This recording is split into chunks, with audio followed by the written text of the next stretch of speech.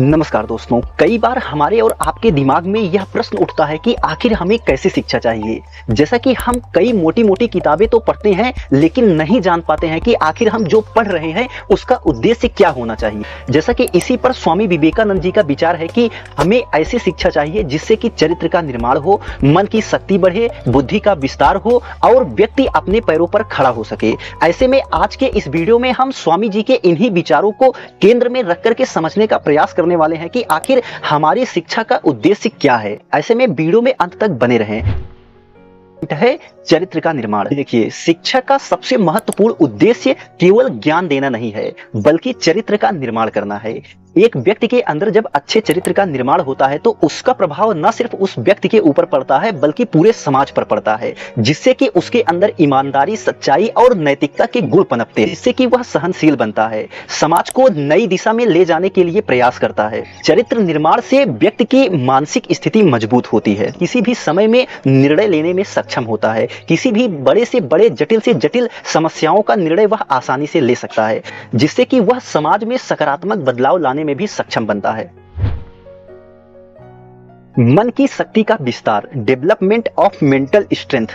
जैसा कि मन की शक्ति के विकास का मतलब है कि जब एक व्यक्ति अच्छी शिक्षा पाता है तो ऐसे में उसके मन का विकास होता है, जिसमें कि वह किसी भी चीज में निर्णय लेने में सक्षम बनता है। देखिए, शिक्षा व्यक्ति के मानसिक विकास को उत्तेजित करती है, इसके अलावा उसके आत्मविश्वास में भी बढ़ोतरी होती है। देखिए, कोई भी व्यक्ति होता है, ऐसे में उसे सारी चीजें पहले से मालूम होती है क्योंकि वह चीजें उसके आसपास हो रही होती हैं। लेकिन शिक्षा का काम क्या होता है कि शिक्षा उन सब चीजों को जो उसके आसपास हो रही हैं उसे ध्यान से देखने पर मजबूर करता है, जिससे कि व्यक्ति की न सिर्फ मानसिक स्थिति बेहतर होती है बल्कि उसके मन की जो शक्ति है वह भी मजबूत होती है। व्यक्ति का सकारात्मक दृष्टिकोण होता है, व्यक्ति सकारात्मक निर्णय लेने में भी सक्षम होता है और उसके जीवन में और समाज में आने वाली विभिन्न चुनौतियों का सामना वह आसानी से कर लेता है।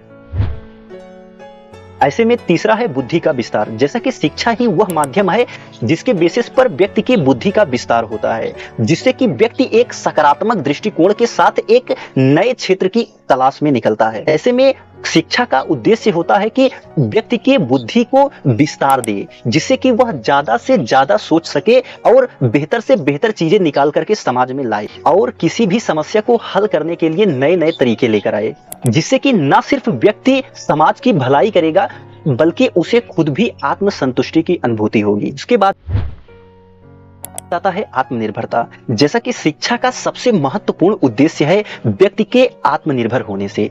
जैसा कि एक व्यक्ति जब आत्मनिर्भर होता है, एक परिवार का एक बच्चा जब आत्मनिर्भर होता है तो उससे पूरे परिवार को आत्मनिर्भरता महसूस होती है। ऐसे में अगर वर्तमान समय में देखेंगे तो आप हर व्यक्ति अपने बच्चों को पढ़ा रहा है सिर्फ इसलिए कि जिससे कि उसका बच्चा आत्मनिर्भर बन सके, वह अपने आगे के जीवन में किसी के सामने हाथ ना फैलाए बल्कि वह अपनी मेहनत के बल पर, अपनी शिक्षा के बल पर आत्मनिर्भर हो। जब व्यक्ति आत्मनिर्भर होगा तो ऐसे में वह सकारात्मक दृष्टि में तो सोचेगा ही, इसके अलावा जो उसके आसपास की नकारात्मक चीजें हो रही हैं उस पर वह ध्यान नहीं देगा और वह स्वयं में और अपने परिवार में अपने आप को स्वतंत्र महसूस कर पाएगा और उसके आत्मविश्वास में बढ़ोतरी होती है। के बाद आता है सामाजिक बदलाव। जैसा कि शिक्षा के उद्देश्य में सामाजिक बदलाव भी आता है। देखिए, शिक्षा ही वह प्रक्रिया है जिसके आधार पर समाज टिका हुआ है, जिसके आधार पर सामाजिक व्यवस्था बनी हुई है, जिसके आधार पर ही समाज अपने आप को स्थापित किए हुए है। ऐसे में शिक्षा के माध्यम से ही व्यक्ति न सिर्फ अपना बल्कि समाज को भी आगे बढ़ाने में अपना योगदान देता है और वो भी सकारात्मक दृष्टिकोण से। ऐसे में यह वीडियो आपको कैसा लगा हमें कमेंट्स के माध्यम से जरूर बताएं। धन्यवाद।